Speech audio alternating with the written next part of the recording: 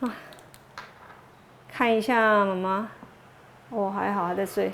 OK。张小姐58岁，咧个80多岁老母，伊若就近做实哪看过妈妈，因为当初找大小机构无愿意收，寄付时间嘛无好势，只好加机构。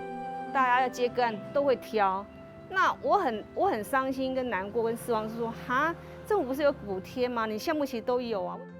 伊个咧嘛凸显当照上欠的部分是同情的照顾。用台北市来讲，目前有超过50万个聚会时代，10万个无共程度的失灵，内底我2万是同情患者。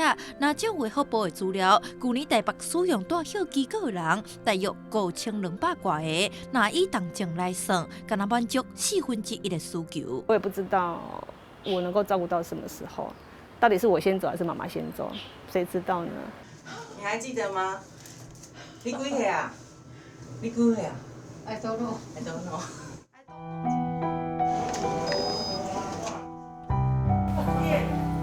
列教室都有，两列教室。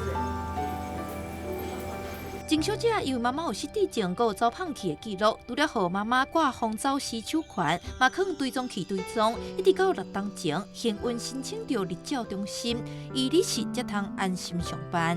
你上班上不会一直去找母亲，然后就不会那种担心害怕，因为他有一次就是，他走失2次。啊，那边这么细啊，我们来做运动来。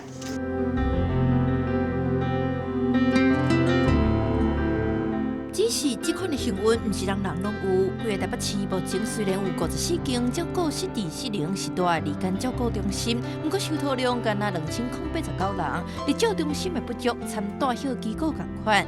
看到家属对这2种照顾的迫切需求，报道至台北市长参选人黄珊珊就提出用国中校园扩张日照中心，希望2027年完成61间。国民党台北市长参选人周万安是塞长照3基金，针对大小型照顾提出补助私人机构，达成达过2万等的政策。担任过卫福部长的民进党台北市长参选人陈时中，嘛伫伊的社福政策提出日照中心延长接送时间等等。民间团体表示，有提出修法，就会当发现当中的问题。